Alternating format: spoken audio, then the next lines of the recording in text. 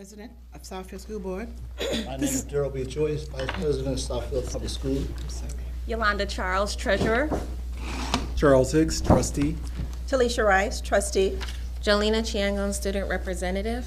Mariah Calhoun, Student Representative. Maya Ford, Student Representative. Linda Wood, Superintendent. Vicki Hall, Associate Superintendent of Human Resources. Associate Superintendent, Administrative Services. Eric Lopez, Associate Superintendent for Instruction. Okay, this is a meeting of the Southfield School Board of Education in public for the purpose of conducting the school district's business and is not to be considered a public community meeting. There is a time for public participation during the meeting as indicated in agenda item number 7. Please submit a comment request card if you wish to speak during public comment. We all stand for the Pledge of Allegiance. Mr. Hicks, could you lead us in the Pledge of Allegiance, please? Pledge allegiance to the flag of the United States of America and to the republic for which it stands, one nation, under God, indivisible, with liberty and justice for all. At this time, we will have our oath of office for our new members. Could we have Mr. Rice and Mr. Hicks to come to the podium, please? Raise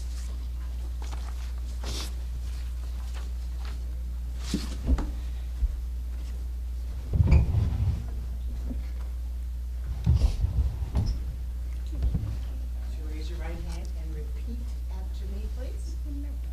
I do solemnly swear or affirm I do solemnly swear or affirm that I will support the Constitution of the United States that I will support the Constitution of the United States and the Constitution of this state, and the Constitution of this state, and that I will faithfully discharge the duties and I will faithfully discharge the duties of the office of member of the Board of Education of the office of member of the Board of Education of Southfield Public Schools of Southfield Public Schools, according to the best of my ability. according to the best of my ability. Thank you.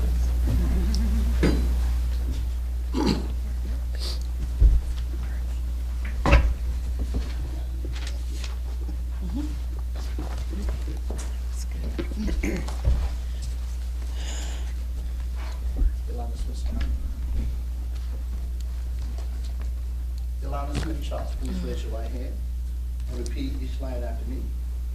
I do solemnly swear or affirm I do solemnly swear that I will support the Constitution of the United States that I will support the Constitution of the United States and the Constitution of this state, and the Constitution of this state, that I will faithfully discharge the duties and I will faithfully discharge the duties of the office of members of the Board of Education of the office of the member of Board of Education of Southfield Public Schools of Southfield Public Schools according to the best of my ability. according to the best of my ability.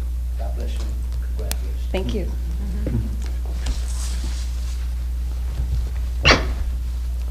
At this time, we would like to introduce our staff who's assisting us.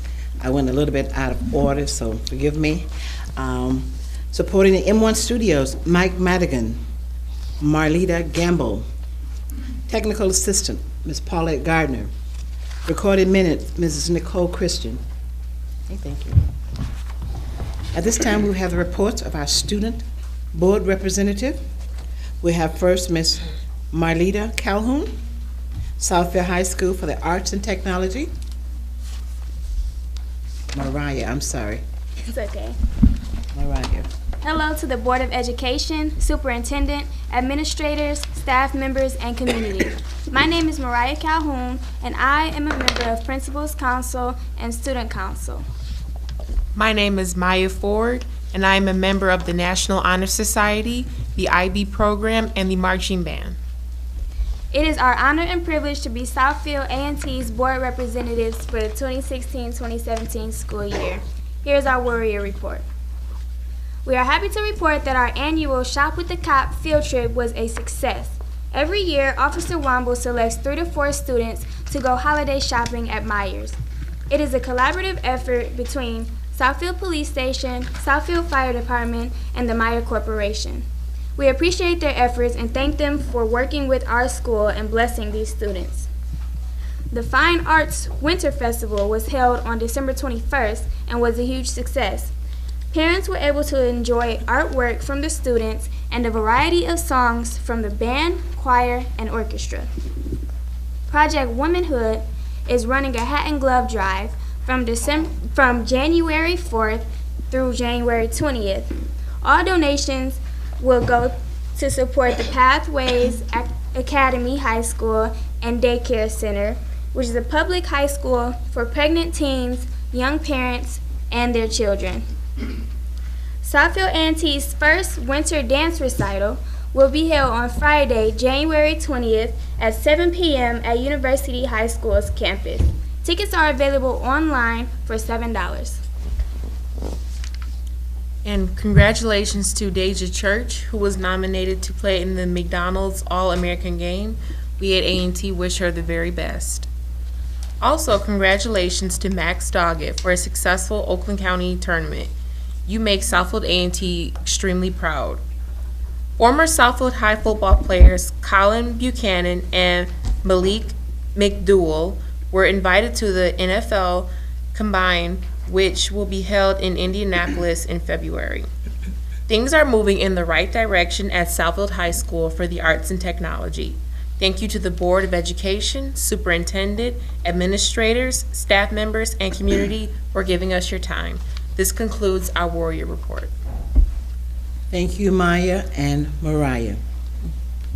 Okay, next we have Matthew Vaughn from Southfield Regional Academic Campus, and I see he's missing today. Okay, and we will continue with Jolena Chiangan. Chiangan, thank you. Good evening. University High School. Yeah. Good evening, everyone. My name is Jolena Chiangang, and I'm a senior at University High School Academy. And here's my Eagle report. So as you'll know, at University High School, we have seminar new leaders, and these are senior students who teach students at our school how to be better leaders within the school. And so in their last workshops, the seminar leaders were able to teach students basically how to prepare for exams and how to approach the end of the semester. So the senior students in their workshop, they gave the underclassmen a lot of lessons and advice to just generally how to approach their exams, and also had them reflect on the end of the semester, because, you know, as we approach the end, it's important that we learn what we did wrong so that we can improve and do better in the next semester. So that was a really good workshop, and a lot of the students enjoyed that. And then upcoming events, we have the UHSA's Got Talent, in which UHSA students are able to showcase the talents that they have. So we have a wide variety of acts: dancing, singing, poetry, acting, and we really look forward to seeing all of our students showcase their different talents to the school. And also coming up is our prom fashion show, which is hosted by my graduating class of 2017. Students will be wearing prom dresses. I'm actually modeling the show, and I'm very excited, as well as having performances by students lip syncing, singing, and dancing. Just a great way to kick off, I guess, our new year. And then as we also have our 5K race coming up on May 20th, and this is a race to raise awareness for lupus awareness. And moving on Monday is Martin Luther King Day, and so UHSA students, some of them were invited to attend the MLK Day Symposium, in which they'll be able to experience some of the lectures they have at the University of Michigan, as well as gain exposure to nationally known guest speakers and performers. And then to conclude my report, we have a senior spotlight. So at the U, a lot of our seniors were working very hard to get our applications complete and get ready for college. So students at university have been accepted into various college, and some of those include Georgetown, Stanford, University of Virginia, Morehouse, Spelman College, Howard, Fisk University, Georgia State, and Clark Atlanta, just to name a few. And we look forward to more success at the U because our students are doing great things, and we look forward to telling you more great things that are happening at our school. So thank you so much, and that concludes my Eagle report. Thank you, Ms. Changon. A brief announcement: we have two board members who are not with us. Mr. Poole is ill today, and Ms. Leslie Love Smith had a previous engagement, but she is en route, so she will be here tonight to join us. And before we get to the superintendent's report, I'd just like for all of you to look at how beautiful we look with our new sweaters that were given to us by a wonderful superintendent. And this is Board Members Month, and she was very thoughtful to buy these for us, out of her own money. This was not school board money, so I don't want you to think we're spending your money needlessly. She gave this to us, and we are so gracious. We love them, and I know we look great. What do you think? Really? Okay. Thank you. Now, report of superintendent. Thank you, President Robinson. Well, I wanted to also say you do look very nice, and this is Board Appreciation Month, and I want the community to know that this group of 7 men and women work so hard every day. As an example, I was up at 4:30, and there were board members up at 5 and 5:30 with me, as we are all very concerned with providing best services and best programming for your children and safety for your children. They work every day in some form or fashion, even if it's at the grocery store when they meet someone who asks questions about Southfield Public Schools, or they're defending Southfield Public Schools. And so I wanted to share with you some of these wonderful characteristics that our board members embrace, those of who have been working with us. And I'm so excited for the 2 new board members who I know will join in this whole capacity of the role of a board member. So listen as I share a few things. Outstanding school board members always have a clear vision for the district. They set the vision and the goals, and they measure the success of the district and the superintendent against those goals. Outstanding school board members communicate their actions, so they're busy sharing with the community the things that are going on in the district that support, and they keep the public informed. That's a part of what they want to do, to share the progress and the challenges of our district. Outstanding school board members work as a team. They collaborate well and with others and are respectful for the other board members. So as we're sending texts, even this morning, we're working as a team. Outstanding school board members adopt a fiscally sound district budget. They pay attention to details of finances and regularly monitor the fiscal health of the district. Outstanding school board members focus on what is best for all students. All students.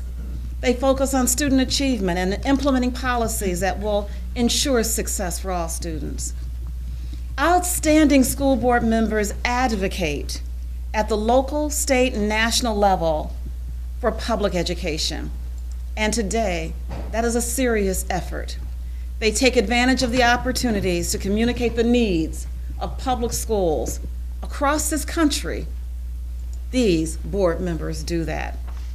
And so I'm proud to say that we have an outstanding school board, and I would like to thank, on behalf of the district, these school board members who have served for the past year, and welcome our 2 new board members as they now commence a tremendous year of work and contributions ahead. So I'd like for Anika to assist me. And we'll start with Mrs. Rice. Mrs. Rice, I'd like to thank you for joining us on the Southfield Board of Education. Mr. Hicks, I'd like to thank you for joining us on the Southfield Board of Education. Mrs. Charles, I'd like to thank you for your continued service and dedication. Trustee, and I'm saying that, I said Mrs. Charles, it should have been Trustee Charles. Trustee Joyce, I'd like to thank you for your continued service and dedication to Southfield Public Schools. And President Robinson, I'd like to thank you. She is our newly elected president, and we're so grateful. Thank you for your dedication and your service to Southfield Public Schools. Again, I thank all of you, and you are well appreciated. Thank you. Yeah. Thank you. They deserve it. On another note, I'd like to share that on December 16th, 2016, we lost our beloved Dan Bully. Dan was the attorney for Southfield Public Schools. Dan was a wonderful friend and colleague who understood the word and meaning of team. He was smart, ethical, trustworthy, thorough, and committed to serving with excellence. We all have very special memories of Dan, and we will treasure these memories for our lifetime. May we take a moment of silence in memory of our beloved Dan Bully.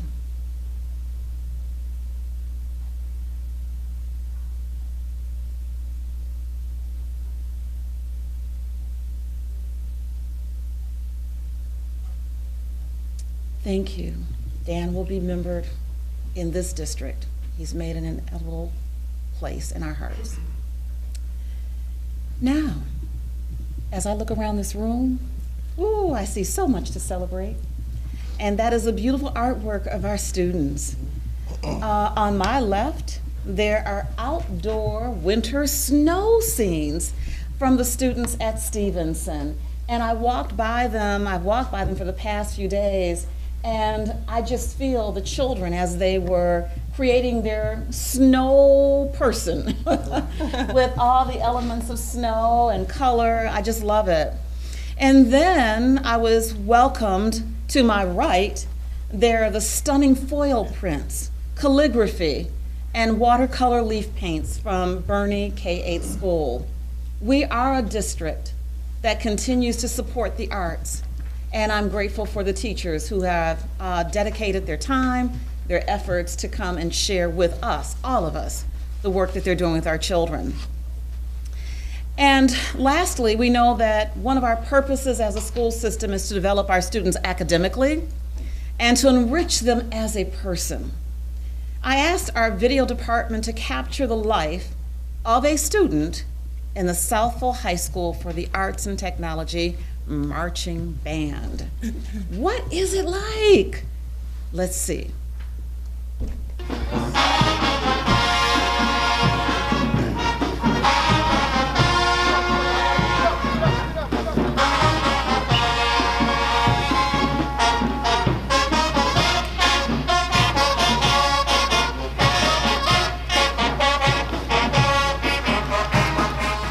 Without marching band, I probably wouldn't be as good of a person as I am today. I've definitely become more confident in myself. We're always with them, so we know a lot about each other. It shows a true family and a true bond between the students. You see the marching band at the football games, at halftime, in parades, ribbon cutting ceremonies, pet rallies. My main goal is to show them life skills, not really just music skills. I love music with all my heart. Marching band was honestly the only reason that I wanted to come to school sometimes. Without a band, then I don't know what I would do.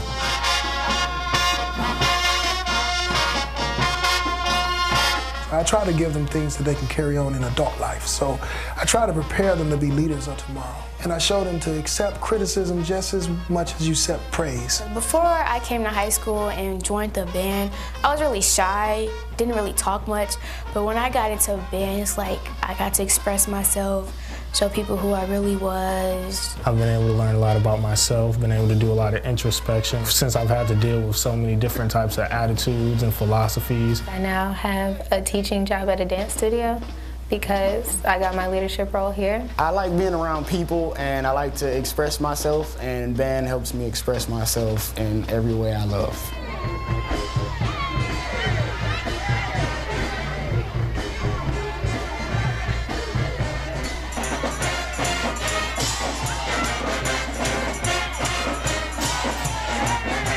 It teaches you to be a good follower when you're in your section, but it also gives you good leadership experience. So it prepares you pretty much for anything. And it's just like a way for kids to see like how much fun you can have in high school. Without me being in band, I don't think my grades would be where they are now because we have a certain requirement with grades, and that's one thing that makes me keep them on track because I think about a band, how I don't want to miss out on any performances. I started in the 6th grade. Like ever since then, I've just been working on that craft. I think the best part about it is kind of just helping others out and like guiding them and helping them learn to be leaders and learn to be themselves. It's okay to be yourself, you know. It's never a moment where you should just feel like left out, or you should just feel like you don't have to be yourself and you don't have to speak up for yourself. Band has always been something I'm very passionate about. I've been in love with it for the majority of my life. I know it's going to lead to more in the future. It's what keeps me here. It's what gives me so much passion to keep pushing through things even when it gets hard. We kind of get that support. We like that backbone of the city and the school. It helps the community because everybody, they love our songs, love the band, love the dances. Gives them hype and it makes them happy.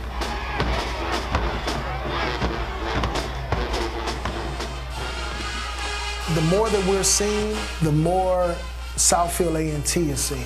And I feel like if we carry ourselves as such, then word will get around that, hey, we have a new school, but we still have good traditions and good standards for our students.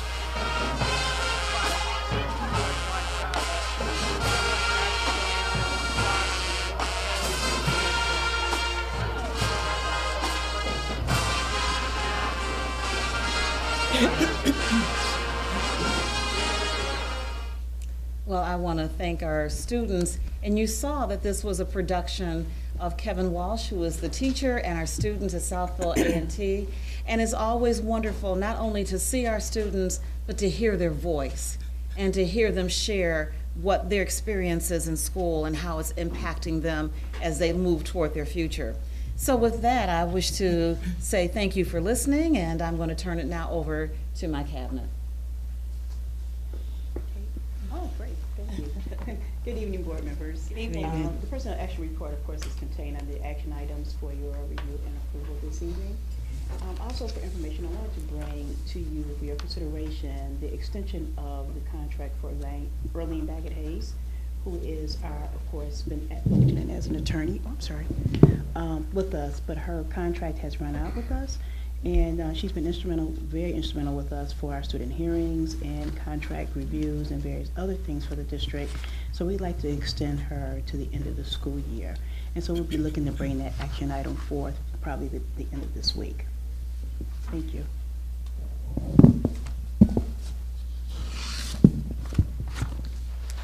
Good evening, board. I have 2 updates for tonight. First is an update on the refunding of the 2007 bonds. I'd like to share with you that we are pleased to know that Moody's rated the district a AA1, which is comparable to the state rating, and it means that the bonds are of high quality and that they are subject to very low credit risks. And that's really important as we know that Thursday, the 12th, our bonds will be going to market by our underwriters to have them priced. President Robinson and the superintendent and myself will be part of that pricing call. And what that's actually going to be able to do is help us lock in the rate on those bonds. And then the purchase agreement would be signed on the evening of Thursday, and we do have a study session that night. And the closing will ultimately occur on Thursday, February the 9th.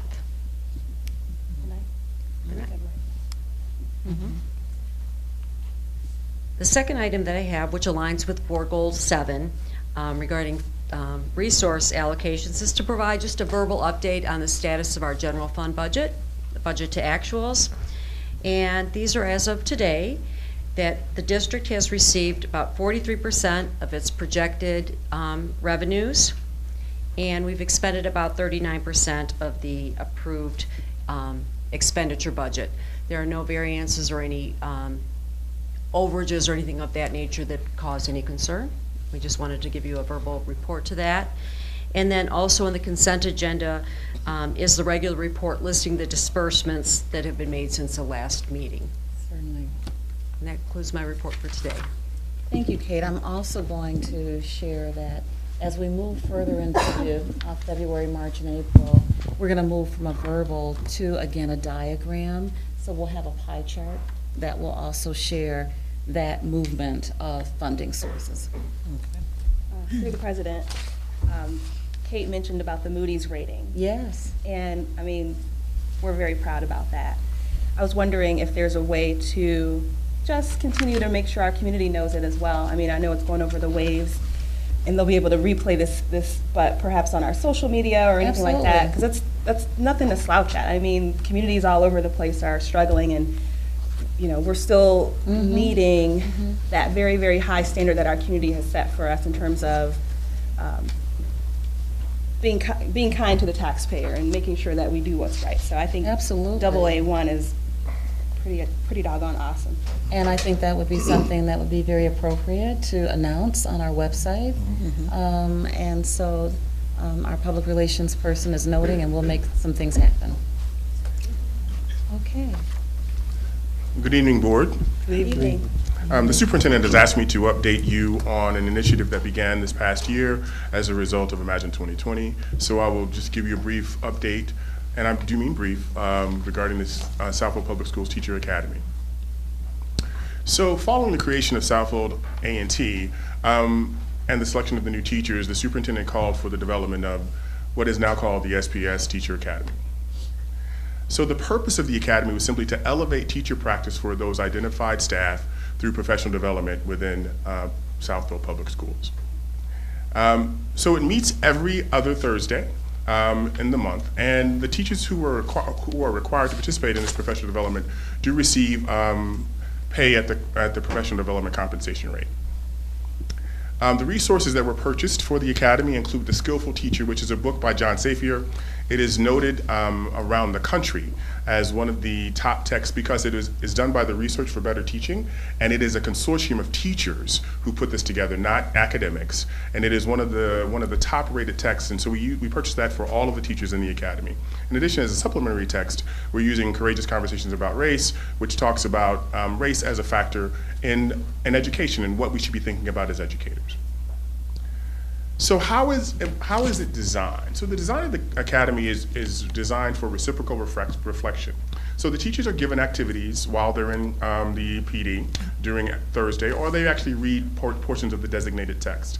And then they're required to write about that, reflect upon what that text meant or what the activity meant and how it will actually be put into place in their individual practices in the classroom. And so following the Thursday session, they have until Sunday evening at midnight to actually write the reflection and send it to me, and then I reciprocate by giving them a reflection upon their reflection and feedback upon the reflection prior to the next session. The goal really is to improve practice by reflecting upon those relationships that you have with teachers, with your colleagues, that you have with students, and that you actually have with respect to your own personal goals around teaching and learning. What topics have been covered to date? We've talked about teacher beliefs because that undergirds everything that teachers do in the classroom, what you believe about your students and what you believe about the efficacy of your practice. We've talked about the management of the classrooms, particularly attention of students, momentum, how you keep momentum in the classroom, space utilization, so that because there are different spatial configurations and arrangements that are needed for, depending upon the lesson itself. How do you use time so that you don't waste time, but actually use it to actually manifest good behavior and good teaching practices in the classroom, and what routines do you have in place? We've also talked about the intersection of race and the expectations in the classroom, utilizing courageous conversations about race as well as the skillful teacher in that conversation. Moving forward, there are lots of things still left to cover. We have 4 or 5 more months left in the year. We're going to be talking about expectations because that, again, undergirds everything. Discipline in the classroom, what can and should be done. Noting that punishment is not the same as discipline is huge because discipline actually is designed to change behaviors. Punishment is actually designed to simply get retribution for behavior. So discipline is a different construct, working through that. Really working on building personal relationships with students. What is the classroom climate and what is conducive to learning? And then we're going to move pretty expeditiously after January and into February into instructional models. What does it really mean to have actually a principled learning environment for students? And what models of teaching are there, as well as what should you be thinking about as you design curriculum for your students? As you do lesson plans, what should your objectives be? What learning experiences actually should you be engaged in, and what assessment practices that you have? And so we have a full agenda for the remainder of the year, but we're hopeful that we will cover it and make sure that we are moving to elevate the practice of teachers in the district. And that concludes my report.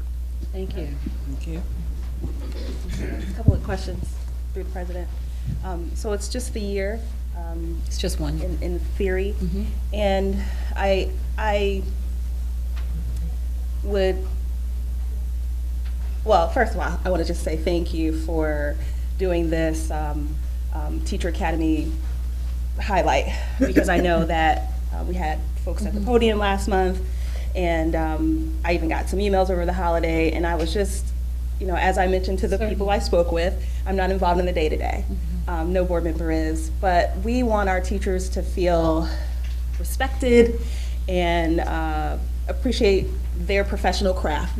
I feel, as I've said many times, teachers are called. You know, this is not something for the faint of heart. And so it looks to me that there's other aspects of the academy that have yet to be rolled out in terms of those things you said that were coming over the next couple of months. And so I guess I'm just asking those members in that teacher academy community to kind of just ride this out. I mean, feedback is great, but it's also great when it's hindsight. So kind of just figure this thing out through the rest of the school year, be committed to this, and then let's kind of see where it goes. I mean, like I said, I think that we're always looking for ways for professional development and for it to be meaningful for the staff. And so, but I brought that up just to say thanks for having this, let the community know that when concerns are brought, they don't just fall on deaf ears. Absolutely not. And that was it. Thank you. Thank you. Okay. Now it's time for the Head Start report. Ms. Smith? Thank you, President Robinson.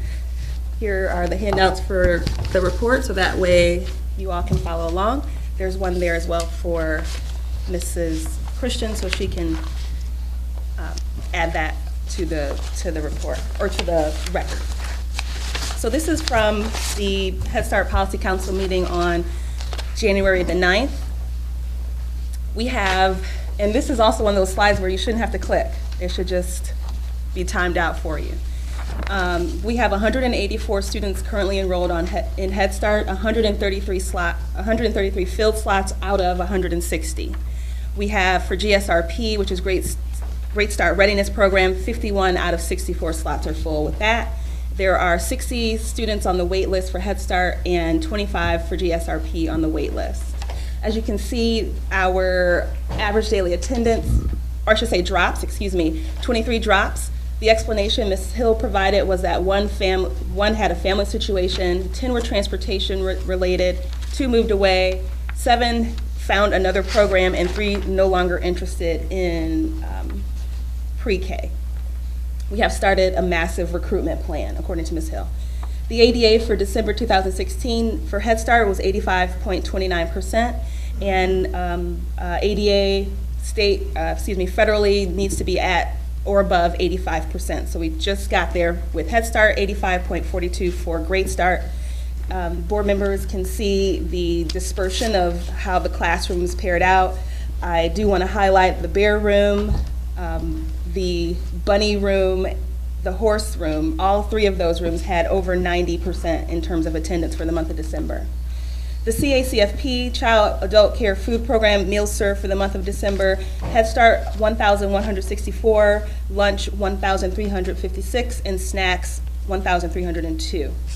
There are, and we can advance to the next slide, just some highlights. There are vacancies to fill. We've got 1 building sub that resigned recently, and then 1 family service worker. Seasoned board members know it's probably on the personnel report monthly for a family service worker. And we've done study sessions up the wazoo on why that is, and I guess we'll just continue to see family service workers kind of on a rotation type of a thing. We had a resignation you can see there as regarding health updates. There were no screenings that needed to be done. We've met the compliance for all screenings, and there are 15 children with IEPs, 15 in Head Start, none in GSRP. There was 1 speech referral that has been submitted and 1 mental health referral has been submitted. the 5-year strategic plan, we're currently meeting the goals. Currently meeting the goals for the self-assessment as well. Just wanted you to mark your calendar, and I know Ms. Christian will help us out with this, but on Friday, January 20th, between 8:30 and 10:30 is the training for the self-assessment.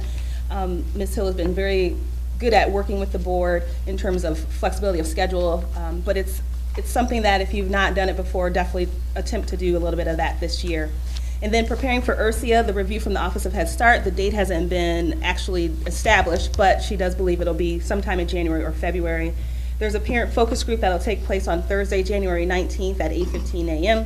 And then Ms. Hill was very, very, very clear about in-kind this year so far being very low. And as I've reported many times, in-kind looks a lot of different ways. The school district participates in in-kind by providing the building and utilities, Kate's time, Dr. Wood's time, our time, things like that. But in terms of families at Bussey, Ms. Hill was very, very clear that she needs you guys to make sure to complete those link sheets. I believe it was 10 hours a month of time donated, which could equate to a little over $1,000 towards the program, and that the program is at risk of being reduced. So if kids were supposed to go through June or May, they would only maybe go through March or April because the federal government wants the community to participate in that in-kind. So I didn't want to just glaze over it because it was very important and could be to the detriment of the program if we don't have that. And the final slide is just the highlight of the financials. I'll be sure to forward the spreadsheet that this is attached to, but it does highlight what the total grant award was, what we spent to date, and you can see it's pretty much an 80-20 split in terms of in-kind and the federal grant amount. And that's as of December 31st of this year. Okay. That concludes the report. Thank you, Ms. Charles, for your report. We're now to action items. Can I have a motion to open and approve report number 5540, Personnel Action Report? I move we open the personnel, excuse me, what was it? Report number 5540, Personnel 5540. Action Report. Support. Thank you. Okay, move and support. Then discussion? I just wanted to shout out Ms. Hoxis. She's been pretty awesome throughout my tenure at SHS in terms of that newspaper that we've gotten so many awards for over the years, and saw her recently at the credit union, and she didn't mention this, but I will say we're going to miss her. Okay. Can we have a roll call, please? Yes. Myself, yes. Trustee Joyce. Yes. Trustee Hicks. Yes. Trustee Rice. Yes. Trustee Robinson. Yes. Unanimous with 5. Okay. Now we're at the information items. This item do not require board action. And just for your information, the bill summary. And we paid our bills and we'll continue to do okay. Okay, we're now down to public participation. Let me get my glasses here. Only those persons with concerns related to school matters may participate during the public participation portion of a meeting. Comments are limited to 3 minutes. The board will listen to comments, but may not respond during the meeting. Comments may be referred to an administrator or the superintendent for follow-up. As a matter of fairness, speakers with complaints against individuals are asked not to mention persons by name. Complaints concerning employees should be brought to the attention of school principal or other administrators before coming to the board. Your cooperation is appreciated. We have 3. I think this is Shelby Moore. Is this person here? Would you come to the podium, please? State your name and address.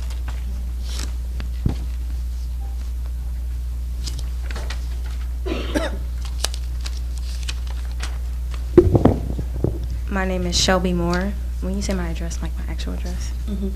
20410 Harbor Lane, Southfield, Michigan. My question is, why was BPA cut as a being funded? like being funded as an organization, like for the advisors, and therefore for them being cut within their pay, the organization will cease to exist? What I will say is that for BPA, if I'm correct, that it was, teachers were given a stipend at one point in time, and they are now receiving, as a part of the Business Academy coordination, a release period. Actually, that was done a few years ago. And so consequently, it was for cost-cutting savings. We kind of shifted how we funded some things and supported teachers. So that's what has occurred over the years. Okay. Okay. Mm-hmm. Do you think it'd be possible for it to come back into play, or? I can't answer that right now, sweetheart. It is something that we for sure will look at, but to make a decision right now, I can't. Okay. Mm-hmm. But I thank you for bringing it again to our attention. Thank you. Mm-hmm. Okay, thank you. Bessie Burden.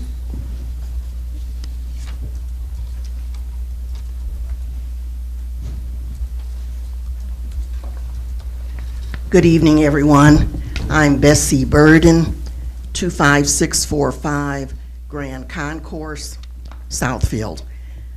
For months, I've sat here at board meetings, and I've heard teachers get up and talk about the fact that they're not getting steps. New hires come in at top steps, but yet we create a teacher academy, which is my understanding in talking with several teachers, that it was mandatory. It was not that they asked to go into that program. That they are paid a stipend for this teacher academy. Whatever amount of money that was allocated for this teacher academy or training, why couldn't that have been given to teachers in a form of a step for them to feel better about their jobs? The morale is extremely low in this district. That needs to change, because we don't want to lose the good teachers that we have as a result of them being ignored as well as not treated fairly. Teachers are a noble profession. You know, I was a former teacher here in the district, and therefore I would like to ask that you make some changes in the way that the teachers are treated. Presently, they are managed by intimidation, which is totally something that should not be occurring. Thank you. Okay. Patrice Taylor.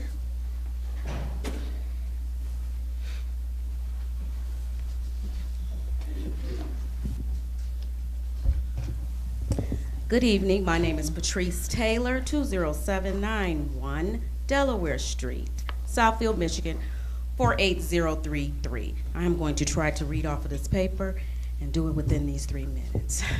As a parent, it is very important that teacher morale within a school building is positive, because their attitudes directly affect the culture within their classrooms. One question I would like to ask would be, how many teachers in this academy are in this, that are actually in this academy? Which schools did they actually come from? That's one of the questions that I would like to ask. And it seems that the teachers' morale is not the best. I guess Ms. Burden just explained that. But I will say that in the nicest way, that their attitudes aren't the best right now because of what's going on within the labor union. And I say that with the best and the most happy face, but I also will say this. I understand that the teachers are unhappy, and I understand that there's a lot going on, but I also understand that we still have a job to do, and we still have our students. And I also understand, and please make sure, teachers, that you all know that I work in a school district as well. we still have to educate these kids. So it does not make a difference. Make sure you know this. I'm trying. That we still have a commitment to our students. And our students' test scores are horrible. And I see it every day because I just had my son come home and he told me that he wasn't learning something today, and I was very upset. That's why I'm at the school board meeting like I am. He told me that he didn't learn something, and he also told me that he wasn't too I asked him about some map tests, and he told me we have to take the map test tomorrow, and I'm not very prepared. So that's why I'm standing here. So make sure you understand this. I understand the teacher's plight, and I understand the administration's plight, but my concern is for the students. And we have a commitment to these students. And I'm trying to understand why the kids aren't learning when the teachers are supposed to be teaching. You all have to get this. I'm a child's advocate. We have to figure out why they're not learning and it's not transferring to these assessments. You all have to put all of this to the side. That's what I'm trying to say. Figure out some kind of way to meet in the middle. That's what I'm trying to say to you all. Figure that out so that these kids can get it because they are the ones who are suffering. That's all I'm saying. Thank you. Thank you.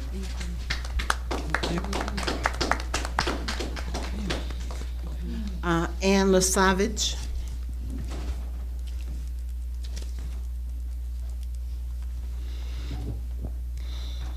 Good evening. Good evening. My name's Ann Lasavage. I 24675 Losser Road, Southfield, Michigan 48033. I've been teaching in Southfield since 2000, so this is my 17th year in the district. Until last year, so the entire time I've been at Southfield Lathrop High School. So the merge was a challenge, but we made do. Now you can see my classroom if you step out the wall, like my new classroom, lots of windows. But I'm here tonight to tell you a little bit about daily life so that nobody thinks the merger was super easy and that things are all done now, because they're not. 4 categories, just for some examples I want to point out. Number 1, I teach chemistry. I have 5 sections of chemistry. The chemicals did not get moved from Southfield Lathrop High School. In the new building, there is no common chemical supply room, so I teach chemistry and have no access to chemicals.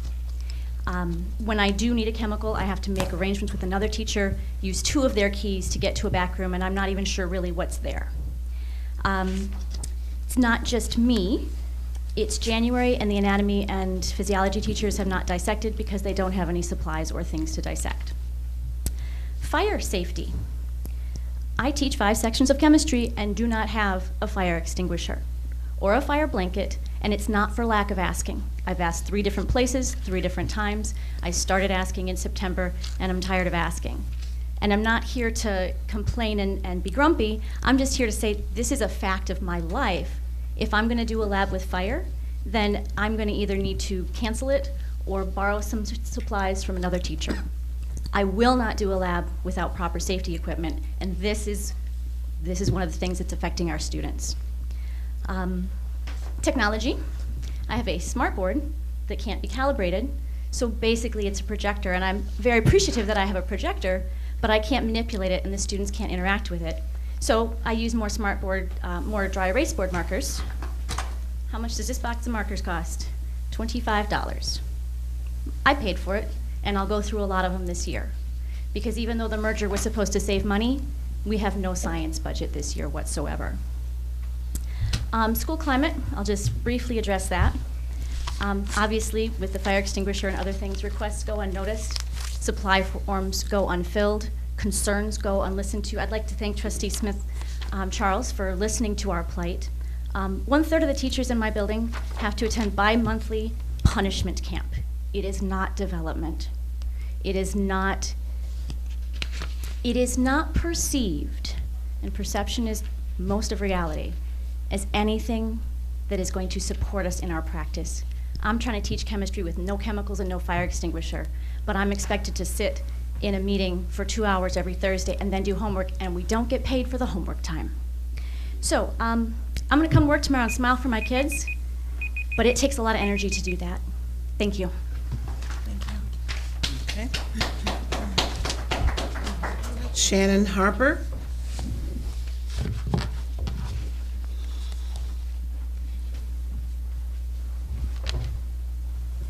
My name is Shannon Harper, 21470 Greenview Road. First, I want to say thank you to the board members who replied to my email. So I have AP English, and my teacher retired. So we didn't have any assignments, so a lot of the kids, we just played games in class. So me and 3 other students, we kind of got sick of it, so we asked to be switched to a neighboring class. So we came in, we talked to her about her class, and she said she would be okay for the switch, and she gave us all the work it would to catch up on. So we went to our counselors to ask to be switched. One student did get switched, but the other 3 of us didn't, but we still sat in the class. So John Charlie, he's one of the other students. So it's 3 of us who didn't get switched. And so Ms. Jackson, that's my principal, told us to speak to our administrator, Mr. Burden. He said he would call Ms. Johnson because he was considering it. Ms. Johnson told my teacher, Ms. Marshall, well, it's an IB class, and she told her to make a plan of action. So a plan of action would be for us to catch up on work. So then So 2 weeks went by because Ms. Marshall was under the interpretation that we would eventually get switched because the other young lady got switched and we asked all at the same time. And it didn't happen, so my mom and I had a meeting with Ms. Jackson, the IB coordinator, Mr. Burden, and my counselor. So at that time, it wasn't really in her direction because the board had said no more switches. So that's why I had to speak to the board. The superintendent, I think, said no more class switches. That's what Ms. Jackson was saying. So what we're saying is we wanted to learn, so we went to this classroom. The AP class right now, which is to prepare us for the AP test, how are our scores going to be great when we have a sub and we're getting a worksheet? Well, now we're getting a worksheet a week. This is an AP class, but how are we going to have good scores? But why can't I be switched when another student got switched? So at first, it was about seat hours for IB, because I'm not. IB was at Lathrop last year, so it wasn't available towards me. So John Charlie, he's the only former Southfield High student that's in the IB program, and right now it's already the stereotype that IB is only for Lathrop kids and AP is only for Southfield High kids, and I don't want it to be that way. And I want to be in the classroom where I'm actually challenged and where I actually learn, and that's with Ms. Marshall. And I don't want to be rejected because I don't want my schedule not to be switched because of the school I went to previously, because all the Lathrop students have one counselor, which is Ms. Webb. 2 students got their schedule switched that week, but I couldn't. So that's, yeah. Thank you, Shannon. I will say that, I'm just making some general statements. What I will share is that what you shared at the podium was not all true, and you may have received some incorrect information. What I want is if you wish to be in an IB program, I have said that you can be in the IB program. If you want to take AP, we're arranging for you to take advanced AP through College Board with online programming. So I feel and understand the desire to have rigorous programming, and I think sometimes the communication gets a little distorted somewhere along the way. But the reality is that if you're willing to do the work in an IB program, that means you've got to take more classes, then that is an option for you and your family to support you with. And our IB is not just for Southfield Lathrop. AP is just not for Southfield A&T. These courses are for all students. We are in a year of coming together. And yes, there were more students from Lathrop that were in the IB program, but I wanted it for all kids. But there are some particulars about IB. You have AP courses. IB is a curriculum and a full program. So there's more that goes along with that. AP is wonderful too. So I'd like for you to speak also to Mr. Lopez at the end of the meeting, and then we'll talk to your principal. But there are a few decisions that can be made, but I can't put all 25 students into an IB course. So, yeah, I understand. Okay. Okay. I'll do one more.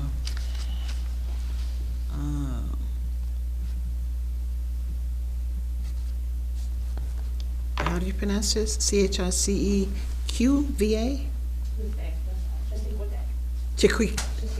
Chiquigua.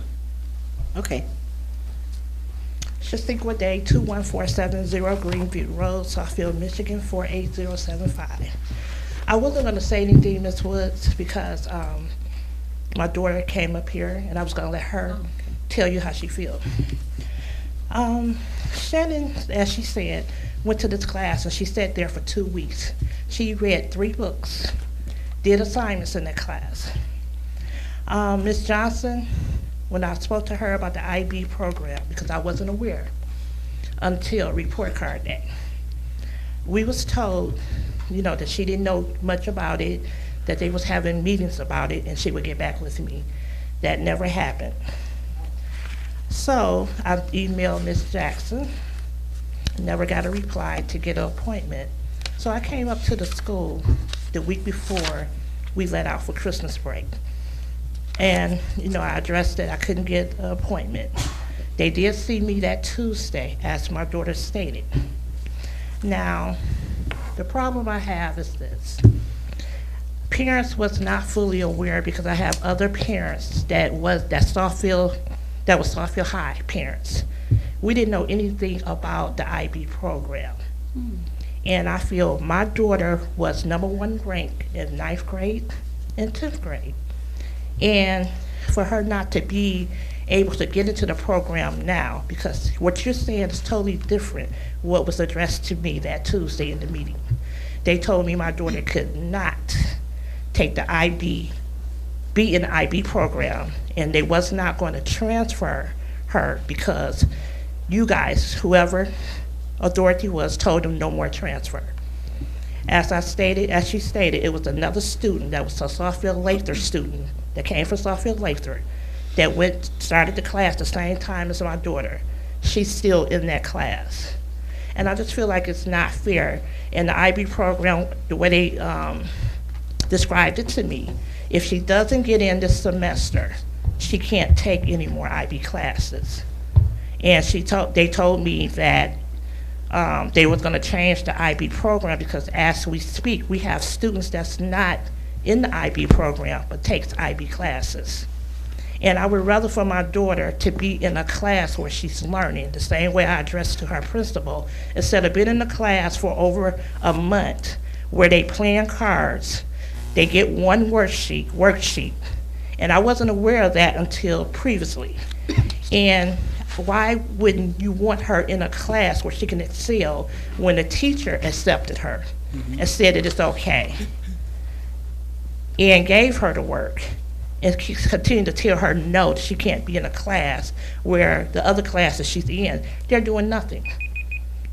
Not being prepared for the AP tests, playing cards every day. That's unacceptable for our kids. That's not teaching them anything. I agree. And I'm going to state this as well, and this might not be the place. I came up to the school, I waited for the principal to call me back. She never called me back that week. She told me she would contact me the next day. I gave it to Friday, so I went back up there Friday. When I came to the office, I was addressed with attitude because I wanted to know more about this problem. And I feel that's disrespectful for a parent to feel like she can't come up to the school and talk to an administrator or to be talked down to because you're questioning your child's education.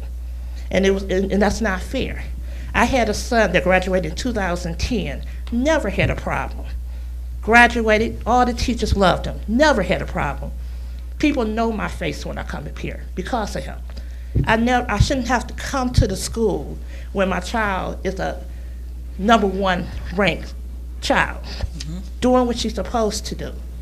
And as far as the IB program and the AP program, I feel like it's a disadvantage for the students that's not in IB classes because there's more IB classes than AP. That's another problem. And Ms. Jackson did call me today, and she called me Friday. And she said that you guys are working on that to try to make some kind of decision because it's not a even playing field for our students. You want to make it even, it's not even because you have more classes that's IB, giving children a better GPA to outrank children that's AP. And if our children that came from Southfield High was not aware of the program and the parents wasn't aware, that gives children that came from Southfield later a better advantage. However you want to look at it. If we don't know about the IB program, and the children that's in the IB program is mostly Southfield Lathrop, and they're getting more classes than IB, until y'all change the classes to make it even, they're going to always outrank the children from Southfield High. So something has to be done. But I was told, Ms. Woods, that Shannon couldn't be in the program. So I need to know more answers. And it's something that needs to be addressed and something should be done about it because it's not fair. It's not fair to my daughter. And I appreciate what was given to me that she can do something online, but that does not fix the problem that our children are in classes and not learning anything. Mm-hmm. That's unacceptable for them to be in a class playing cards every day for a whole month. Mm-hmm. I agree. Absolutely. That's all I have to say. Thank you. Thank you. Okay, I think we have one more. Ms. Kim Smith.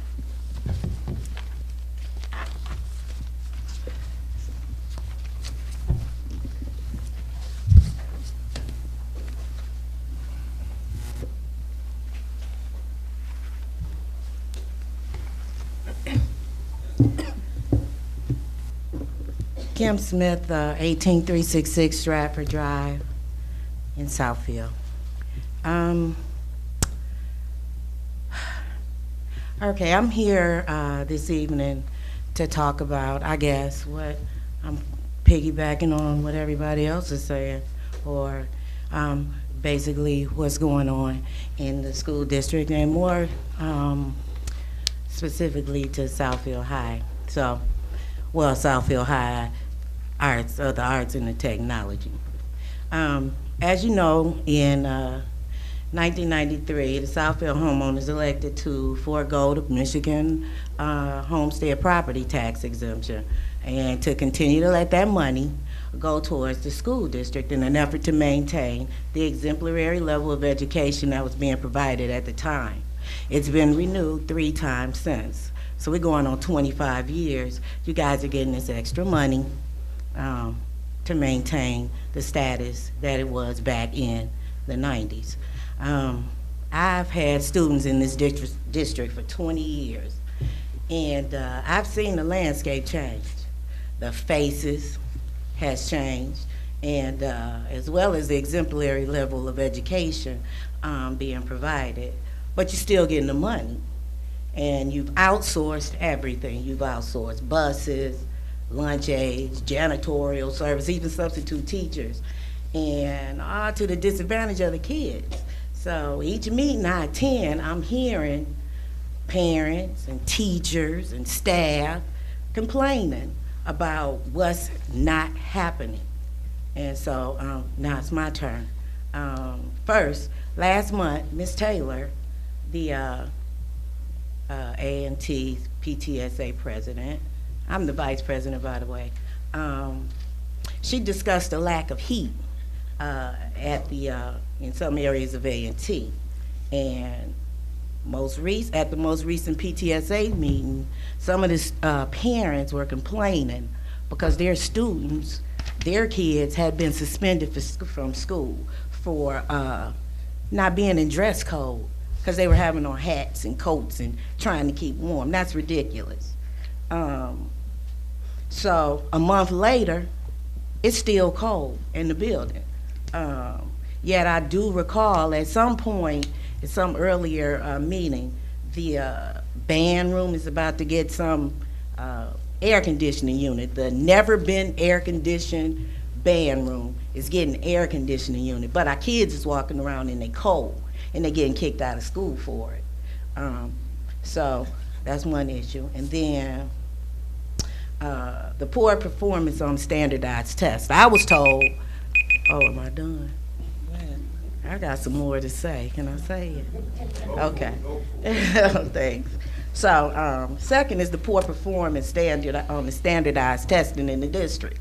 I was told during those Imagine 2020 meetings that one of the reasons we had to change the names and get rid of all of our identity and whatever we were excellent in, you know, Blue Jays and Lathrop, was because we were trying to get rid of, you know, our record of poor performance. It hasn't always been that way, though.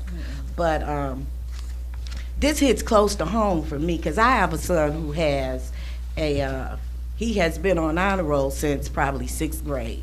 So being on honor roll since 6th grade, yet scoring very low in math on these standardized tests are baffling to me. And I've sent emails.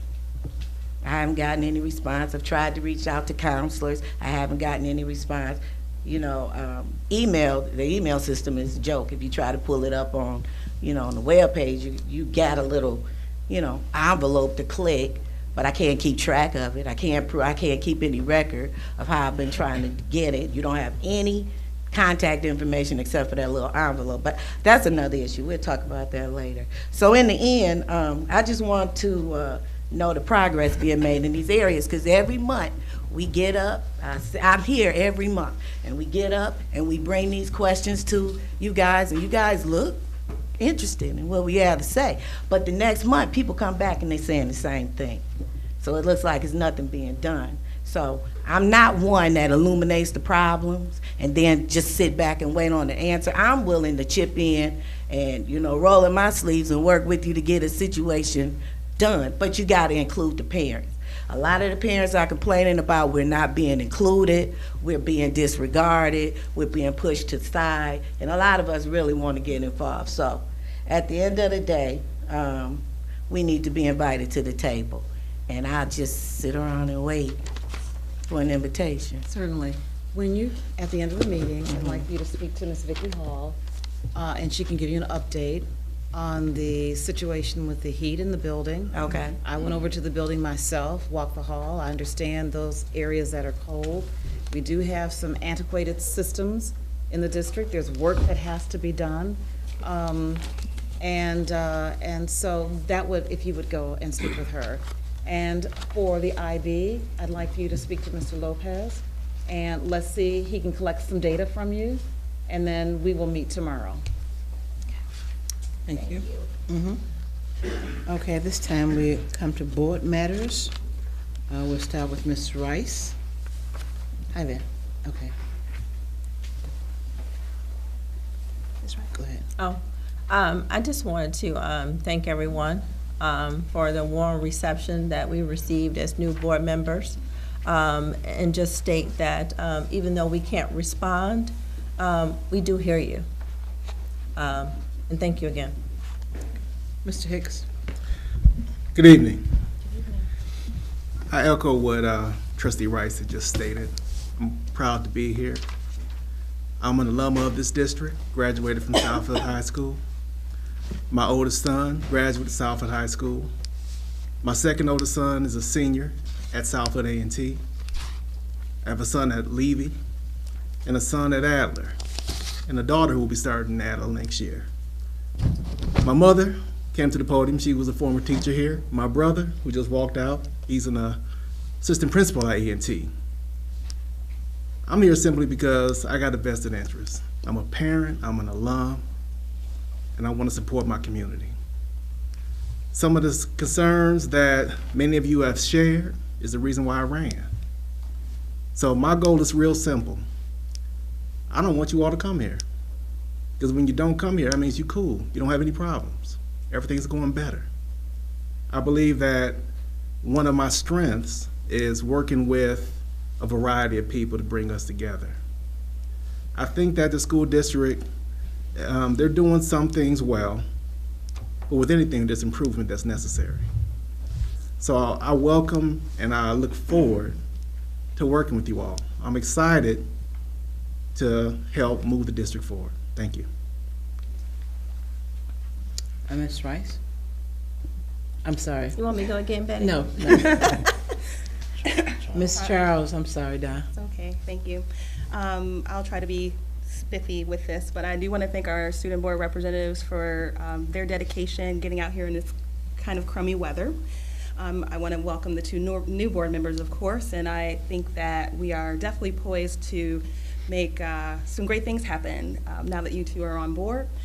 Thank you, Dr. Wood, about Mr. Bully, knowing that he walked these halls and helped out in so many ways. He will be missed. I also appreciate you highlighting the Teacher Academy, and I appreciate what Ms. Taylor had to say as well in regards to that academy.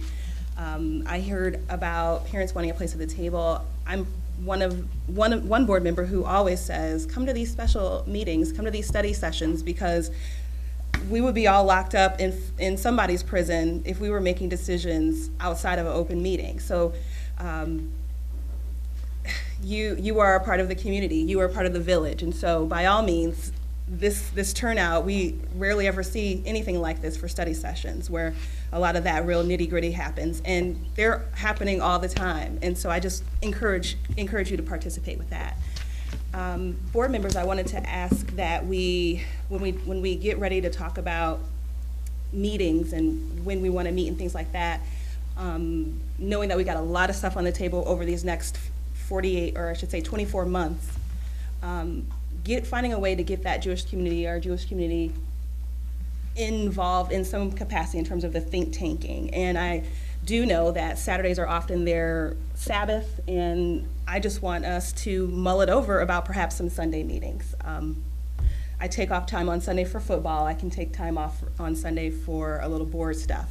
When we talk about this board, I noticed that Birmingham has a brochure that they have for their boards, and not that it's something we need to do in the next month or two, but it's something there. It's something about having that information, that concise piece of info for community members when we're out, having that brochure. And the lawn signs, I don't know if you've been in Ferndale community lately, Berkeley's community lately, but there's something about Pride where, and I think it's almost like a fundraiser kind of thing, so perhaps this is more so for the foundation, where they could sell some of those signs, those lawn signs. So it's community pride, it's a little bump in fundraising.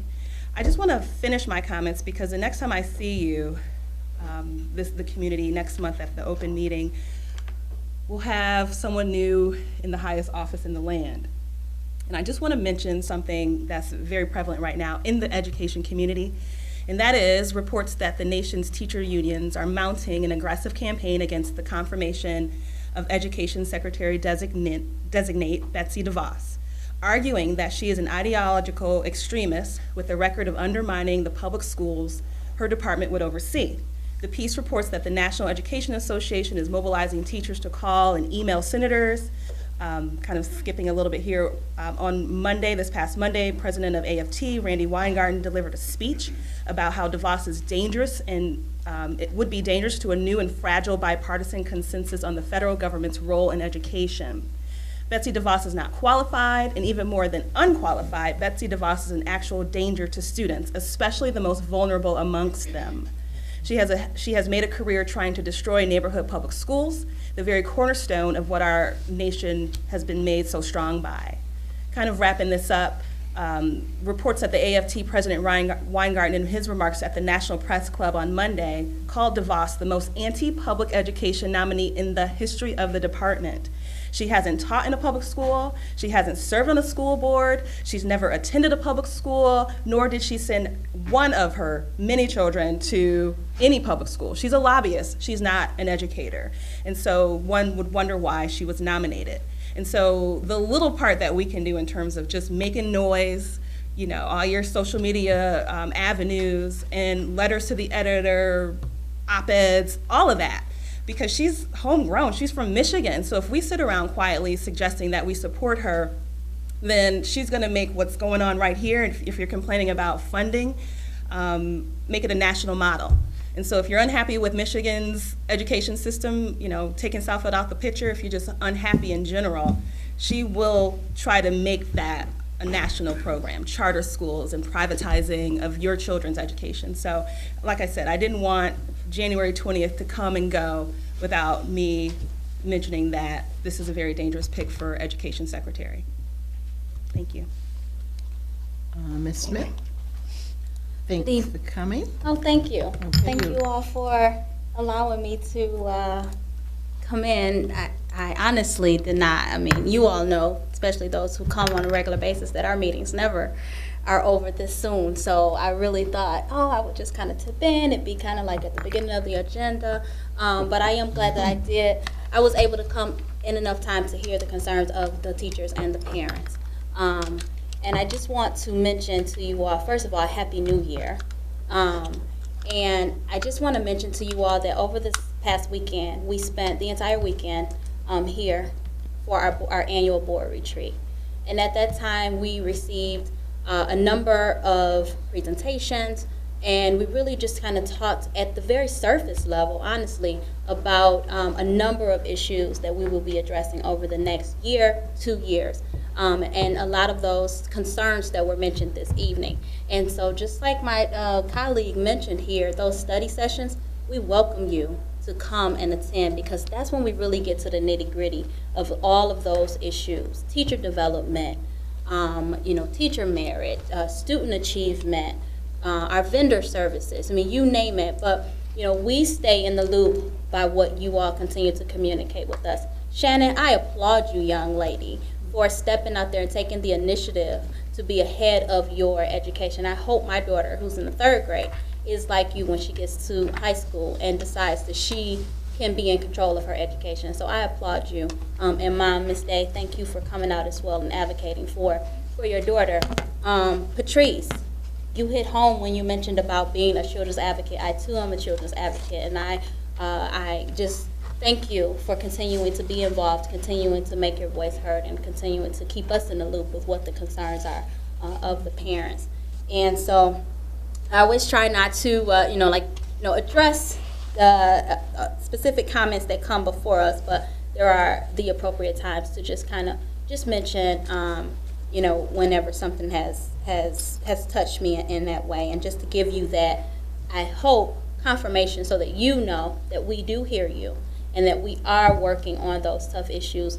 Nothing in education happens overnight, and this is by no means meant to belittle anyone, just to share with you that we are a work in progress. There are many things that still have to be improved, and we just welcome, I welcome you to be at the table, to let us know what the concerns are, to join us during those study sessions, as it was mentioned, the nitty-gritty. That's when it happens, and we did just come right out of retreat just this past weekend, and we talked at the surface level, but we did talk about the plan for the next 12 to 24 months about how we're going to attack all of those many issues that were brought forth this evening. So again, thank you for allowing me to come tardy, and congratulations to you all for coming out in this weather, because it's horrible.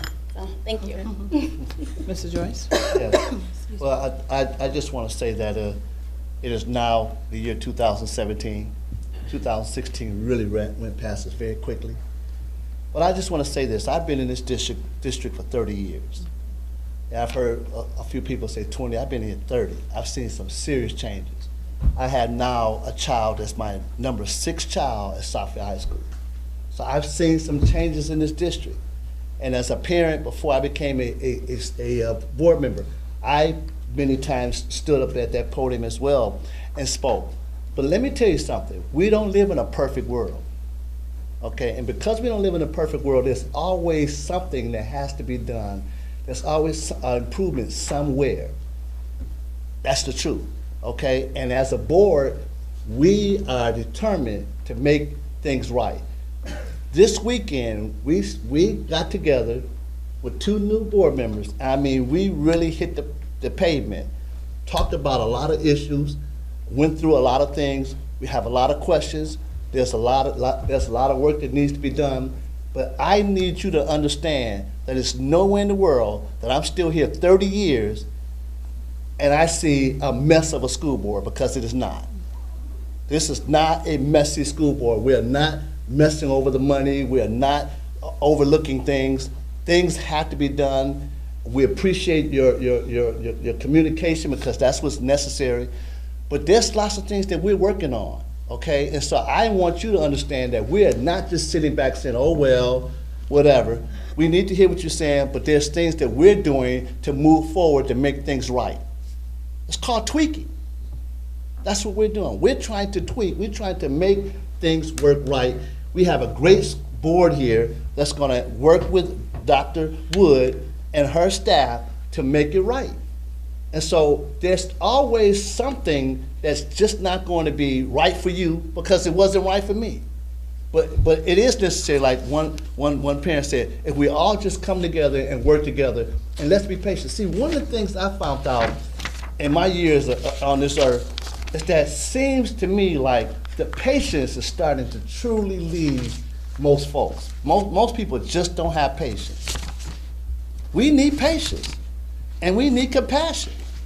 And that's what's going to make this district work to where our children are going to be stellar, educated kids, okay? When we go to different conferences, and Leslie Love Smith and Betty Robinson and Yolanda knows, we've gone to conferences where there's districts, and you got to understand, there's districts that are majority Caucasian. I'm going to say that come to us saying, what are you guys doing and how are you guys making it work? We need to know. And they're coming up to us, and they're coming from every which way. How you doing it? How you keeping up how you making the funds work, and how you balancing and all that. They're coming to us asking us, and we're majority African American district, so they want to know. So we're doing some things right, but we're not doing everything right. No, if I said that, I'd be lying. But we're working towards making things right. And we want to make sure that not only are our children receiving what they want, we want to make sure that the teachers are where they need to be at. We want to make sure that there's a relationship that we all have that makes this thing work, and we all moving forward in the right direction. Thank you so much for allowing me to share my feelings. Thank you. Okay, my comments are going to be brief and to the point. We appreciate your comments. We've heard what you had to say. We will do our best to correct as many as possible. And we want you to continue to come to the podium and express your issues to us, because we're not in the schools every day, and we can't be. So you're our eyes and our ears. So we appreciate you coming, taking the time to advocate for your students, for the teachers, and the parents. So thank you so much.